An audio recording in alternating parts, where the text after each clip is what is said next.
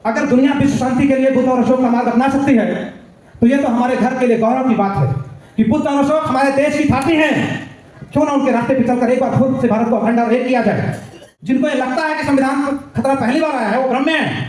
भारत के दस्तावेजों ने खतरा हजारों साल से झेला है और कई बार नेस्तनाबूद होकर खड़े हुए हैं। सम्राट अशोक के शिलालेखों ने जाने कितने कत्लेआम देखा है, जाने कितने सभ्यताओं को अपनी गोदी में दफन होते देखा, बावजूद इसके आज मुस्कुरा रहा है और भारत की आन बान शान आज भी बढ़ा रहा है। जैसे डॉक्टर साहब कहते हैं कि पोलियो ड्रॉप की तरह जब तक संविधान की बात घर घर तक पिलाई नहीं जाएगी तब तक इसका समाधान संभव नहीं। पहला कलिंग युद्ध अशोक ने किया तो पूरी दुनिया में शांति स्थापित हुई। दूसरा हिरोशिमा नागासाकी जब हुआ 1945 में दुनिया शांति खोजने लगी। इस तरह से परमाणु बम गिरेंगे तो हम कहां रहेंगे। एक तरफ नारा लगा रहे हैं संविधान खतरे में, जनता समझ नहीं पा रही, दूसरी तरफ कह रहे हैं धर्म खतरे में है तो जनता पगला जा रही है। तो सम्राट अशोक के दस्तावेज जो संविधान की ताकत थी कि भारत दुनिया में एक रहा और उन्नति किया। की हुई चर्चा से एक बात तो तय हो गया है, इस एशिया के सबसे बड़े भूभाग और दुनिया के सबसे बड़े लोकतंत्र की बुनियाद बुद्ध और अशोक है। भारतीय संविधान है, इसकी यात्रा हजारों साल पुरानी है। अगर हमको लगता है कि आजादी के बाद 1947 में भारतीय संविधान बना और हमको मिल गया और हम एक हो गए तो हमारी जानकारी अधूरी है। इससे पहले भारत एक हुआ था, भारत अखंड हुआ था, बृहत्तर भारत हुआ था और दुनिया की 37% इकोनॉमी से पूरी दुनिया की सेवा किया था, समृद्धि दिया था, खुशहाली दिया था। तो उसके पीछे भी संविधान है। जो पटना का जो राजमहल है उसका जो सौंदर्य है वो 600 साल बाद ऐसा ही है। ये कल्पना से परे है। धरती पर ऐसा महल दूसरा हो ही नहीं सकता। यात्रा वृतांत में लोगों ने लिखा, निर्माण हमारा नारा है, निर्माण हमारा नारा है, भारत देश हमारा है। निर्माण हमारा नारा है, भारत देश हमारा है। शिक्षा दीक्षा प्रज्ञावान भारतवासी की पहचान। ज्ञान बढ़े विज्ञान बढ़े, मानवता की शान बढ़े, मानव मानव से प्यार करे। प्यारा धम्म हमारा है, निर्माण हमारा नारा है, भारत देश हमारा है, निर्माण हमारा नारा है। धन्यवाद संचालक महोदय। अच्छे शासन, अच्छे राजा, समृद्धि, शांति, खुशहाली का इस धरा पर अंबर बिखेरने वाले चतुर्भुज सिंह स्तंभ भारत की आन बान शान, इसके चिन्ह को, राष्ट्र के चिन्ह को सादर अभिनंदन वंदन करता हूं। धम्म चक्रधारी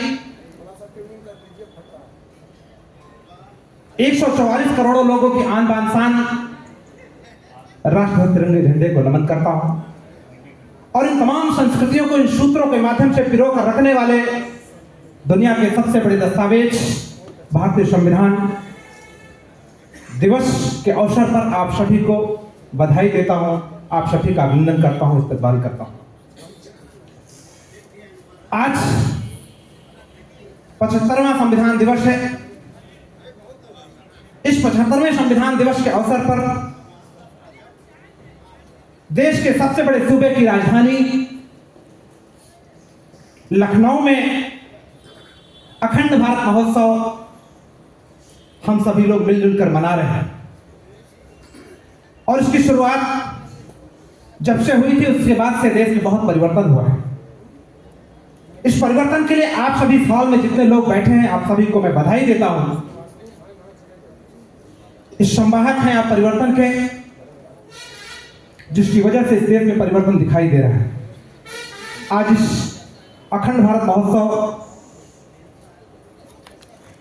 में हम सभी के बीच में मंच की अध्यक्षता कर रहे उत्तर प्रदेश के सम्मानित अध्यक्ष डॉक्टर रविंद्र जी, हम सभी के बीच में गरिमामय उपस्थिति के रूप में विद्यमान हमारे अभिभावक गार्जियन, सम्राट अशोक क्लब भारत के राष्ट्रीय अध्यक्ष डॉक्टर दीनानाथ मौर्य जी, मुख्य अतिथि के रूप में हम सभी के बीच में मंचासीन बसंत राम सर, पूर्व कुलपति, आप अयोध्या फैजाबाद में कृषि विश्वविद्यालय में रहे। मंच पर मंचासीन सम्राट अशोक क्लब के राष्ट्रीय महासचिव माननीय हरिश्चंद्र जी, पूज्य भिक्षु संघ,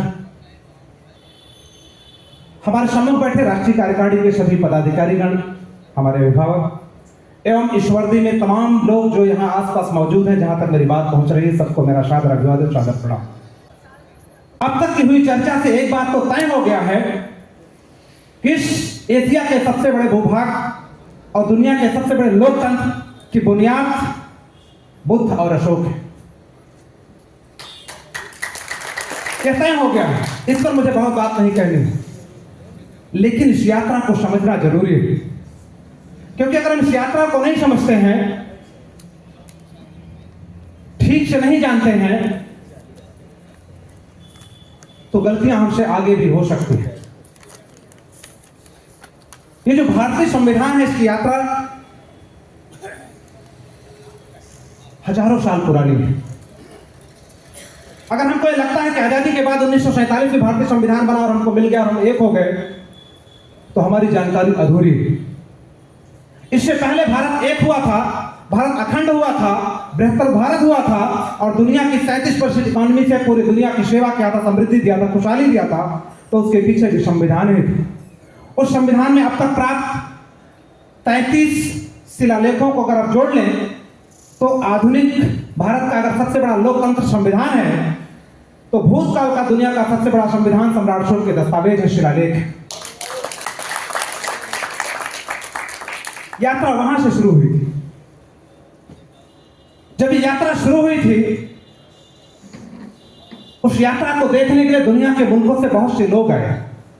तकरीबन 600 साल बाद पेंशा नित्यांग जब भारत में आते हैं, तो व्याख्या करते हैं कि भारत के हर राज्य में नागरिकों का जो आचरण है, जो पटना का जो राजमहल है, उसका जो सौंदर्य है, वो 600 साल बाद ऐसा ही है। ये कल्पना से परे है। धरती पर ऐसा महल दूसरा हो ही नहीं सकता, यात्रा वृतांत में लोगों ने लिखा। तो आखिर 600 साल तक ह्वेन-त्सांग ने लिखा। जो यात्रा रही वो दैहिक शासन से तो नहीं रही, वैचारिक शासन से रहा। हमारे थिंक टैंक, हमारे संगठन के जो मुखिया लोग हैं, वो जरूर इस बात को कहते हैं कि थिंक टैंक दैहिक जो शक्ति है, उसके बाद जो वैचारिक शक्ति है, उसका जो शक्ति है, उसका अनुमान लगाना मुश्किल है। तो सम्राट अशोक के दस्तावेज जो संविधान की ताकत थी कि भारत दुनिया में एक रहा और उन्नति किया। एक और मजे की बात, एक नारा चल रहा है, कुछ लोग कह रहे हैं कि भाई संविधान खतरे में है। तो जनता को समझ में नहीं आ रहा, पब्लिक कोई प्रतिक्रिया नहीं कर रही है, और जोर से नारा लगता है कि संविधान खतरे में है, संसद में भी किताब लहराई जाती है, फिर भी जनता को समझ में नहीं आता कि कैसा खतरा है भाई, किस चीज पे खतरा है, वो समझ ही नहीं पाती। इसके विपरीत में दूसरा नारा लगता है कि धर्म खतरे में है,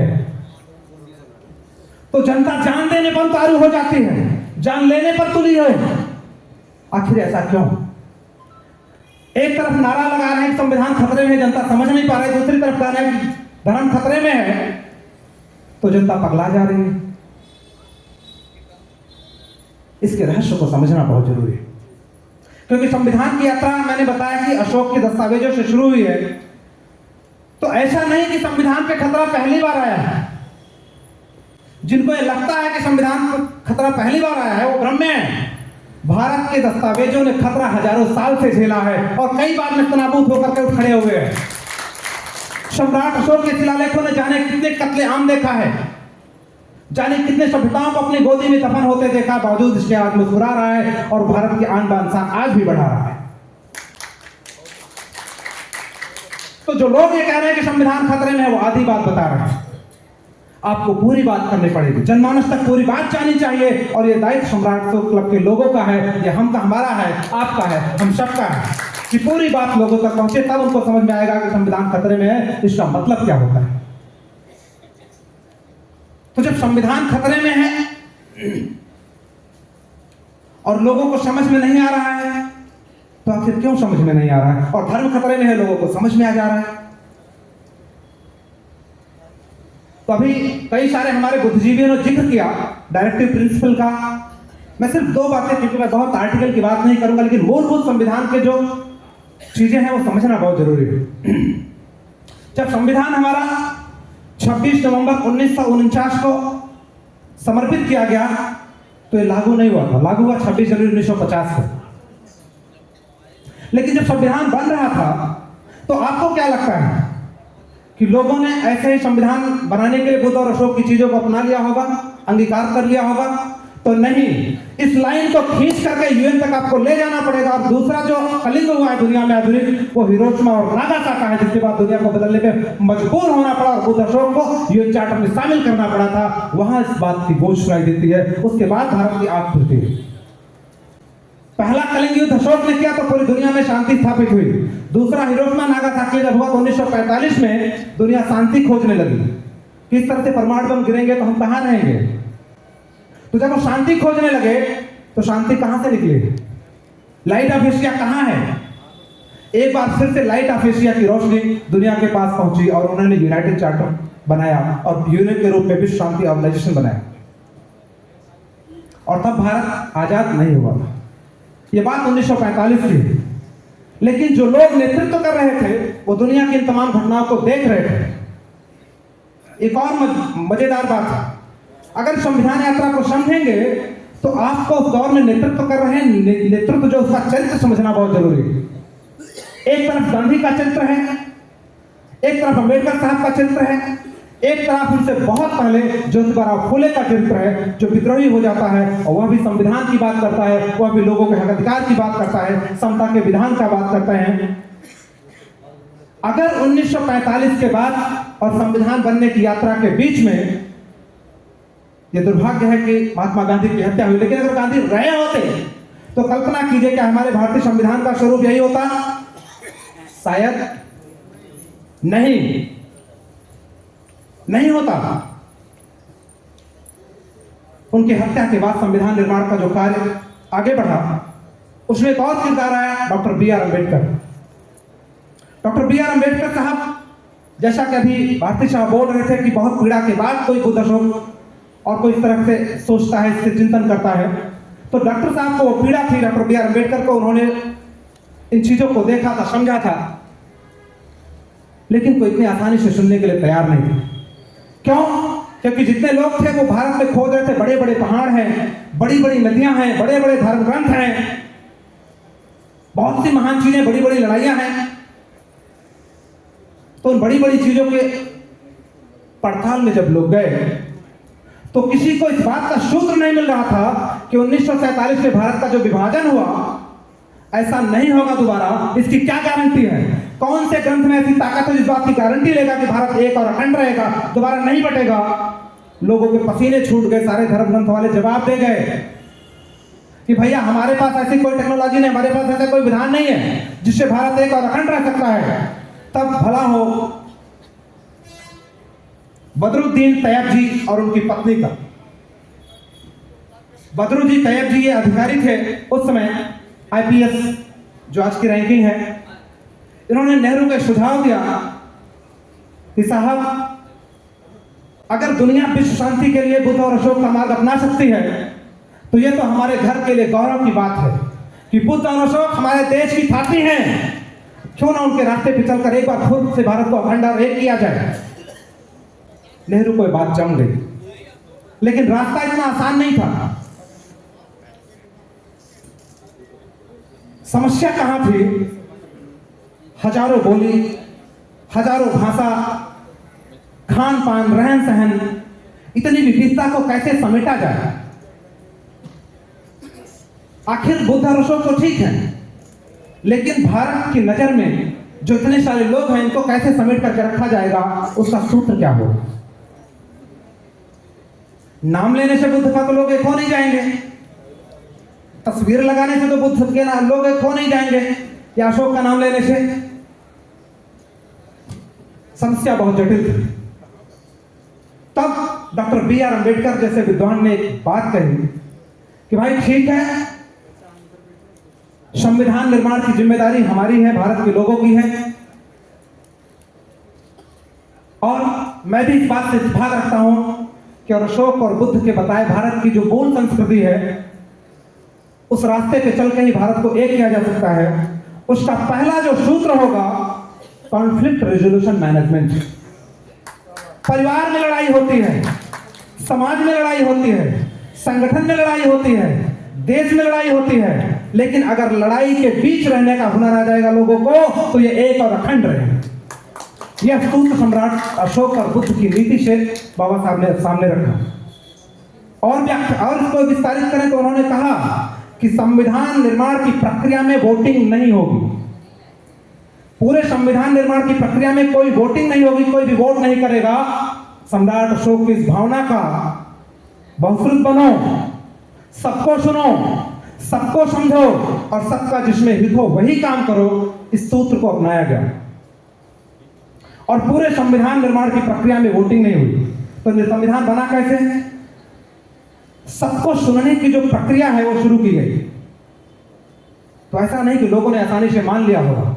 इसके बहुत सारे संविधान जो बना, उसके बहुत सारे खतरे उसके सामने खड़े थे, चुनौतियां थी, जो सैकड़ों की संख्या में शामिल थे। आपको लगता है जब डायरेक्टर प्रिंसिपल्स की बात आई होगी, एक तरफ अधिकार थे जो 26 नवंबर 1949 को हमें दिए गए। उस अधिकार में था हमको जमीन का अधिकार रखने का, कमाने खाने का, जो भी हमको अधिकार मिले उस समय आर्टिकल 13 के तहत, उस आर्टिकल 13 के तहत जो अधिकार दिए गए। और दूसरी तरफ जब डायरेक्टर प्रिंसिपल्स की बात की गई संविधान में कि भाई जो भी नागरिक है देश का, उसमें एकता रहे, समानता रहे, आर्थिक रूप से, राजनीतिक रूप से सबको अवसर मिले, तो जरूरी है कि जो निचली इकाई में है, जो जमीन नहीं है, जिसके पास शिक्षा नहीं है, जिसके पास रोजी रोटी नहीं है, उसको राज्य का दायित्व है कि उसको रोजी रोटी और जमीन देनी पड़ेगी। तो जिन सामंतवादियों के पास जमीन और पूंजी रही होगी, क्या आसानी से तैयार हो गए होंगे? क्या बहुत बड़ा कॉन्फ्लिक्ट पैदा हुआ, बहुत बड़ा कॉन्फ्लिक्ट पैदा हुआ। फिर अशोक की तरफ लोगों ने देखा कि दुनिया में आज भारत की जीडीपी 4% है, 4% पूरी नहीं है, 3.41 ट्रिलियन है।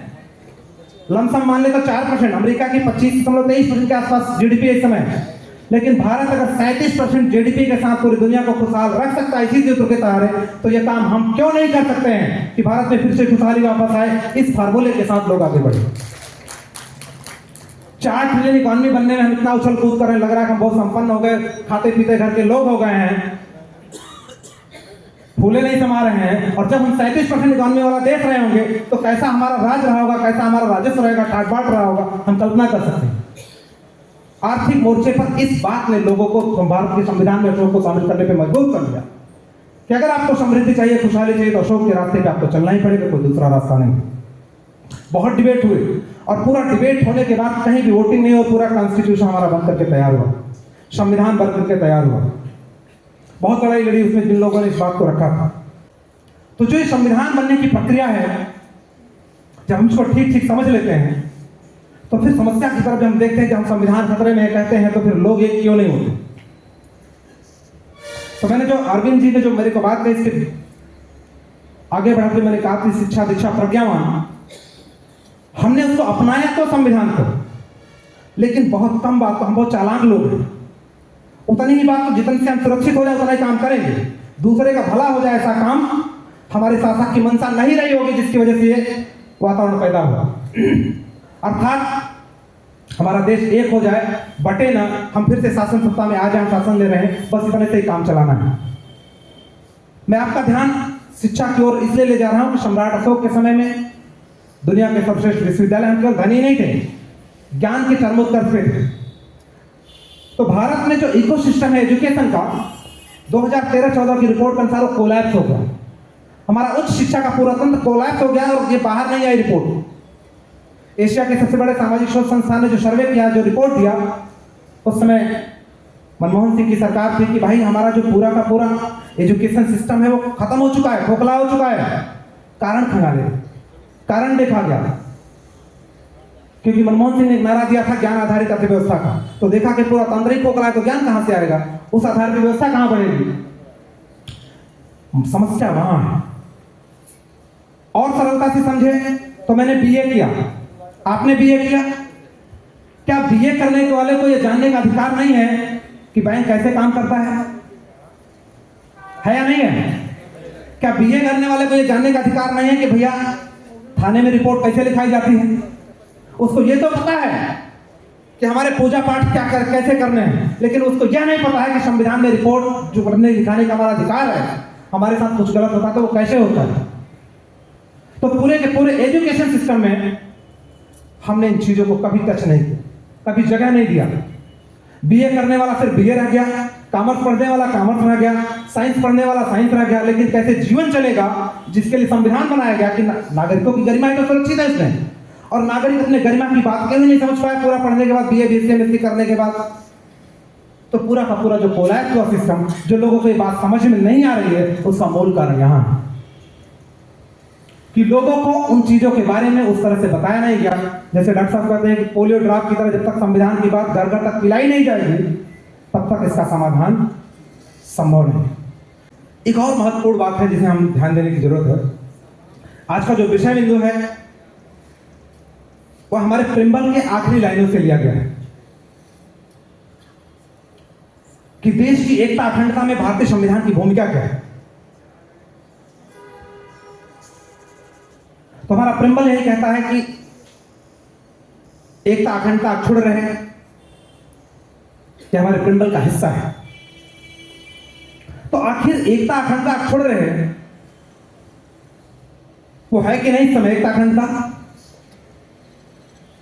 पूरे देश में एकता अखंडता है तभी तो हम सुरक्षित हैं, खुशहाल हैं। लेकिन हमको इस बात का मलाल भी है कि हमारे संविधान की जो मूल भावना है उस तरह से देश संचालित नहीं हो रहा। इस बात को जब और गहराई से समझते हैं तो हमको समझ में आता है कि जिन विरोधी ताकतों की बात अभी भारतीय साहब करके गए हैं, उनके विरुद्ध 1873 से आंदोलन, आजादी के पहले और आजादी के बाद 75 साल।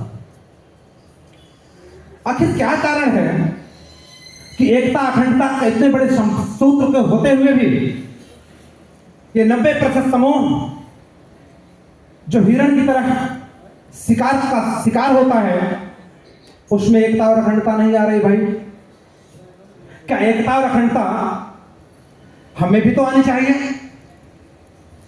इन 90% समाज के लोगों में भी तो आनी चाहिए, जिनका शोषण हो रहा है, जिनके अधिकार छीने गए, जिनकी जमीनें छीने गई। आखिर इतना सूत्र होते हुए भी वह एकता हम में क्यों नहीं है? यह एक बहुत गूढ़ विषय है जिसको समझने की जरूरत। संविधान वही है जिससे हम बचाना चाहते हैं, वो एकता कायम करके सत्ता के केंद्र में है, और जो लोग संविधान को लागू करना चाहते हैं, जो अपने हित में देखना चाहते हैं, वह एक नहीं, सभी लोग कह रहे हैं। आखिर इसका क्या कारण है? इसके रहस्य को समझना होगा, और जिस दिन हम समझ लेंगे उस दिन यह तय हो जाएगा कि जो भारत का आधुनिक संविधान है, इसकी आयु, जैसे बुद्ध ने कहा, संघ का उत्तराधिकारी कौन होगा? संघ का उत्तराधिकारी कौन होगा? संघ ही संघ का उत्तराधिकारी होगा। उन्होंने किसी आनंद को नहीं कहा कि उत्तराधिकारी बनो। हमारा भारतीय संविधान कहता है क्या कि हमारा उत्तराधिकारी कौन है? भारतीय संविधान का उत्तराधिकारी कौन है? इस देश की 144 करोड़ जनता है। और जिस दिन 90% लोग ये समझ लेंगे कि 144 करोड़ हम इस देश के उत्तराधिकारी हैं, तो उत्तराधिकारी के रूप में हमको तमाम सूत्रों का पालन करना होगा जो सम्राट अशोक तथागत बुद्ध ने कही थी। इसका सिर्फ और सिर्फ एक कारण है कि अब तक जितने लोगों ने नेतृत्व किया है, उनकी कथनी और करनी में एक बहुत लंबा अंतराल है, एक बहुत लंबा फासला है। सबने अपने अपने हिस्से की लड़ाई लड़ी है, और यही कारण है कि इस देश में एकता है, अखंडता है, लेकिन उनके बीच में एकता नहीं है जिनके लिए संविधान लिखा, संविधान निर्माताओं ने, कि इस देश में एकता रहेगी, खुशहाली रहेगी, तो सबको अधिकार मिलेगा, वो नहीं मिल पा रहा है। इसको बीपी साहब ने बहुत विस्तार से कहा है, उन्होंने तमाम इशारों में बातें कही हैं, मैं उन चीजों पे नहीं जाऊंगा, लेकिन कारण वही है। उन्होंने दो लोगों को केंद्रित में रख करके अपनी बात कही, अम्बेडकरवाद और बुद्धिज्म को, कि इन दोनों लोगों को क्या क्या करना है, क्या क्या नहीं करना है। मैं उस पर बहुत गहराई से अब आगे नहीं बढ़ूंगा। अशांत विश्व को युद्ध चाहिए, अशांत विश्व को युद्ध चाहिए, मानवता को बुद्ध चाहिए। अशांत विश्व को युद्ध चाहिए, मानवता को बुद्ध चाहिए। तोड़े तछड़ा रागदोड़, छोड़े सिंहासन जनहित में। मानव बड़ा विशुद्ध चाहिए, अशांत विश्व को युद्ध चाहिए। मानवता को बुद्ध चाहिए, अशांत विश्व को युद्ध चाहिए। मानवता को बुद्ध चाहिए।